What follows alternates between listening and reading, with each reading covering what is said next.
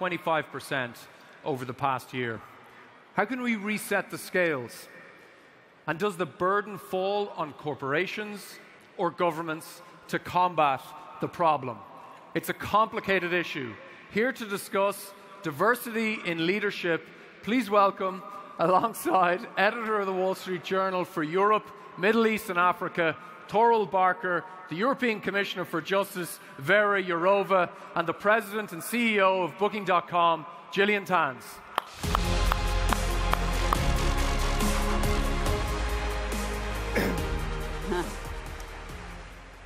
Gillian and Vera, I'm sure that we're going to have plenty of discouraging statistics during this session to talk about, but I just wanted to start on a positive note. I did some reporting with Paddy last night, and for the audience here, at least in Lisbon at the Web Summit, it is now 44% women in the audience versus 24% 5 years ago. So at least here at this event, we're making some progress. Yeah.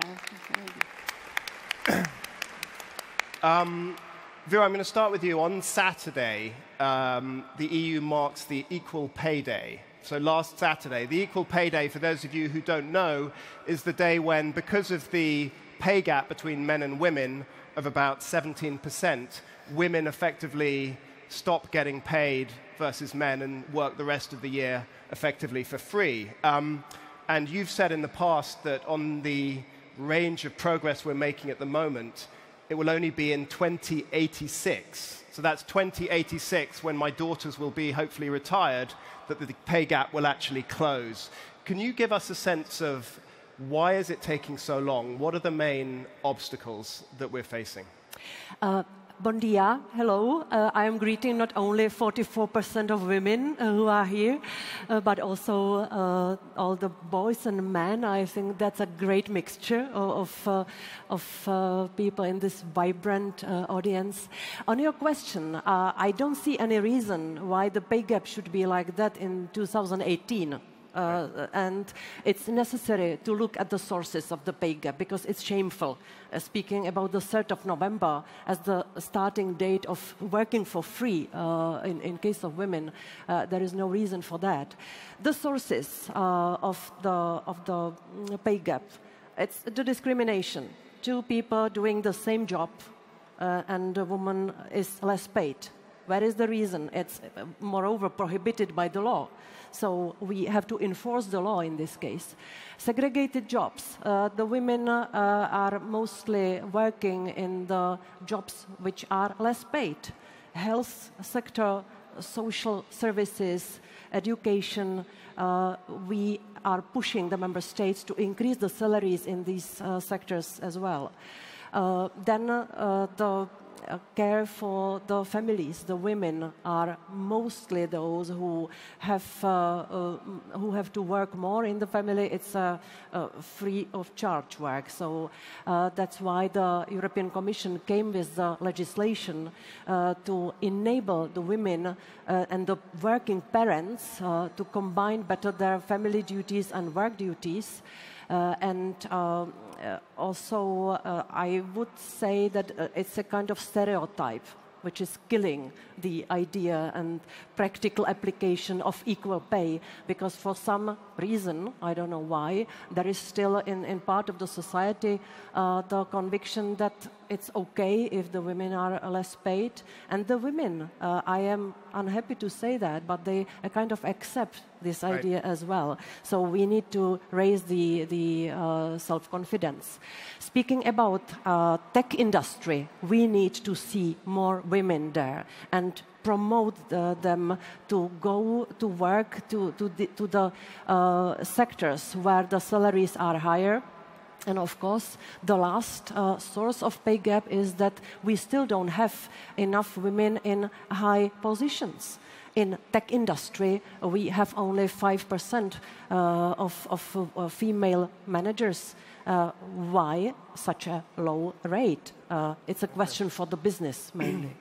So, Gillian, we'll get to the solutions and what you're doing about it in 1 second, but you run Booking.com. I think the workforce is 55% women, is that right? Or just over 50% yes, women? Over 50%. But if you look at the tech workers, it's still only 20%. Correct.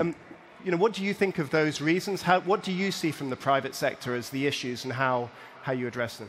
Yeah, so I think companies need to take much more ownership over this topic. If you think about pure women in technology, the 20%, I think companies can do a lot themselves to increase these numbers. I think booking is already on the higher end, but it also sits in elements like the choices that students make in type of universities and studies, right? So even if we would do everything we can, we probably would still struggle to get it up to equally.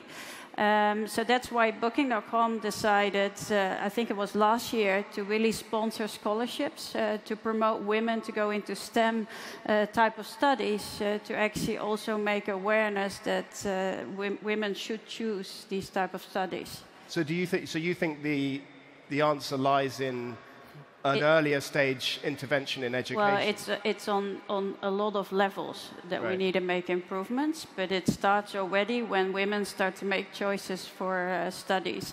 Because you do see that once women enter technology, they actually like the opportunity that technology gives. They like the creativity of these roles. We've done a lot of research where it appears that women would like to stay in the technology sector for at least 5 years, but it's up to technology companies to make sure that the environment stays as good so that women actually stay in technology. And there's a lot of work to do in cultures. I think Booking already from the start had diversity within our values. Many companies don't today, so I think that's a step that every company for me should take. And I think it's time that companies have the basics right. And the basics sits in mandatory conscious bias training. The basics sits in how you do your recruitment to have an equal mix of candidates, how you do your promotional process. And I think if companies try to fix all of these basic elements, I think there we will already see so much improvements. And it's also understanding the data and have an open culture, right, where you do understand what's happening within these businesses as well. And do you get internally... Does everybody understand the benefit of this for the company itself? Well, I mean, is it something where people are looking at it as something they have to do or something they realize is a good idea for? Well, I think it's been proven time and time over again. I think McKinsey even did a big study in 2015 where it's very obvious that companies who have more women in management positions actually perform better. So they have higher returns on equity, for instance, and that has been proven. So I think for companies, this should be on the top of your list also if you want to create more value, right? And so it's needed. And also because of the cultures. Yeah. And these are enough reasons for me to put it on top of the list. So Vera, a lot of the reasons you gave were cultural. And as Gillian says, it's clear that companies are now internally, for the large part, taking this very seriously, but there's a lot of cultural change and other things that need to be done. What is the Commission doing? What are the main drives the Commission is doing to actually change this at the moment? We have to fight against stereotype. And to fight against stereotype, it's something you cannot just do through legislation. That's why we are campaigning, we are investing in projects which invite more young women to study the subjects which can have the perspective in their career in the tech industry.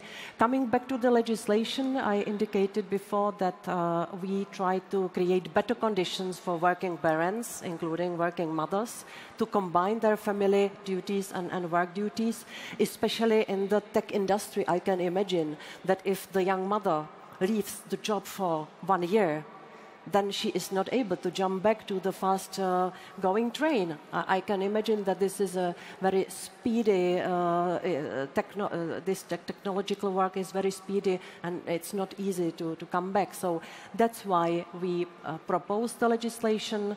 We are advising the member states to use also EU funding for services like kindergartens and creches and social facilities because still we see in many member states that these services are not affordable and not accessible. And we do everything which is possible to do by legislation and non-legislative measures to increase the potential and possibilities of women to keep their jobs and to make careers. So there's a lot of question about how you drive this forward. Do you put quotas in? Do you put targets in? Do you force more transparency so that people are more aware of the issue? Where do you sit on this? What is the right way to do this legislatively? Increased transparency is absolutely crucial. The European Commission recommended the member states to introduce in their legislation the obligation for the employers to be transparent about their remuneration policy. Some member states followed the recommendation, some not at all, or some remain somewhere in the middle. And what we see now in several member states which increase transparency, that it is helping to decrease the pay gap.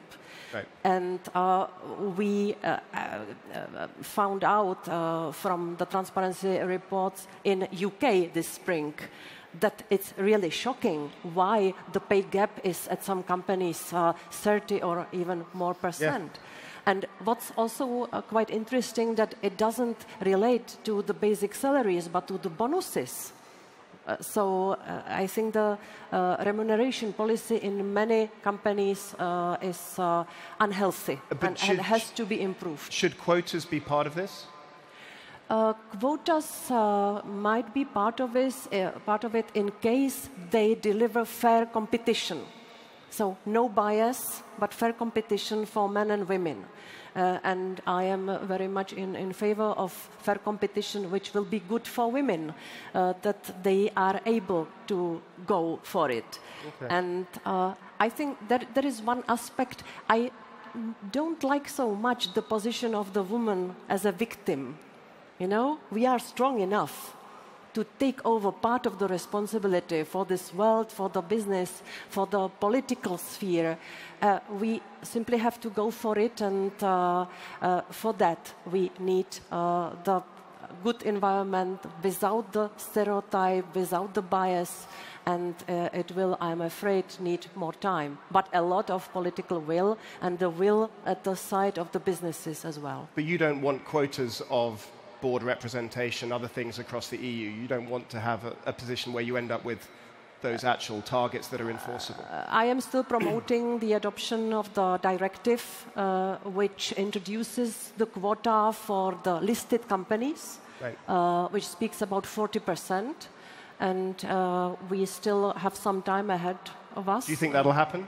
Well, I hope so. We have to move one big state and two small ones. Okay. Gillian, what's your view on this? How is the best way to push this forward, not necessarily at your company, but more broadly?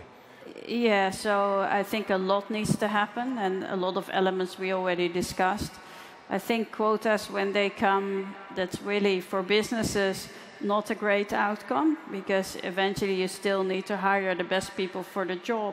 And I'm worried that it drives a different behavior. But I do think transparency will help, because if companies need to bring out data and transparency, then actually they will be forced to look at that as well and to show improvements. So I think that's a big step forward. And that's something that I would always stimulate to do. And then, like I said, there's many other elements which companies need to start thinking about. And booking also, right? We do things internally, but we also help externally. So, for instance, many women indicated that they need to see more role models, right? So we started the Technology Playmaker Awards to recognize women that have transformed industries and businesses. And actually, people can sign up again because we're doing our second round. But these all initiatives are needed because there's so many great women out there doing amazing things, like the 44% here. And it's important that we keep showcasing that so other women see that that's a path that is actually possible. And that for me is super important. And also, it's great, the Web Summit and the ownership they are taking over this topic, because we started this mentoring lounge that we have here at the Web Summit, and that's super successful. You see that women really want to help others. And I actually received an email today from somebody I mentored last year saying, hey, I got my promotion, thank you, right? So we need to help each other as well. But it's important that women be vocal, but actively help, because I think we can. So when you look at what really works within a company, what examples would you give to Vera of things that really do work on the ground that she should be pushing? Well, forced transparency, that really helps, right? Because we've seen it in the UK as well. Yep. And so I think that helps. And education, of course, is something where I feel we need a lot of help. Scholarships, these type of initiatives. But I think it's a combination of many parts working together. It's like a 360 effort, and you see that happening in Davos as well, right? It's businesses, it's politics, it's education that all needs to come together. And I think eventually we will get there, but it needs to move faster because the gap is widening. So the problem is really important to fix. So you don't see any sign that things are getting better, that people are more aware and actually making strides? Do either of you see any sign that things are accelerating or not really? Well, it's moving, but it's moving too slow. Okay. And it needs, I mean, even salary, it will take 217 years to fix this. I don't think that we should even be discussing that at this time. Right. That should be fixed already. What can investors do? We've talked about companies, we've talked about government. Investors, the owners of companies, do they have a responsibility here to also impose their own requirements or wishes on the companies themselves? How much can they help, do you think? Vera? Well, I think that investors should start understanding that it's good for business and for their investments to have more women in decision-making positions. You referred to the survey. I remember the survey done by World Bank. After the financial crisis, it was quite obvious that the companies which had the women on boards in decision-making positions were able to feel earlier than others that the crisis is coming, and they took preventive measures. And these companies went through the crisis with better results. Women are big survivors. And this is what the women can bring to keep the investors' interests very, very high. So I think that it has been proven that it is good for investments and for the businesses. And I think that what's missing here, and what's one of the barriers, that we keep speaking about this issue as if it is a women's issue. This is the issue of the whole society. It will be good for the whole society if the women will take more responsibility for the future. I see it very clearly that we are still not there yet. And we have a few seconds left. Gillian, will you just give one parting thought to the audience? We have a big audience of people who hopefully will be building companies and creating company cultures in the future. Yeah. What are the two pieces of advice you would give people to build that inclusive culture that gives the results that you talk about? Yeah, I mean, think about diversity from the start. So this is something that should be embedded in your culture from day one. And that is something that has helped Booking enormously as to where we are today. So that will be my biggest advice. Because I think this generation has a possibility to make this really better and create more equal companies. Brilliant. Thank you both very much indeed. Thank you very much. Have a great summit. Thank you. Bye. Thank you.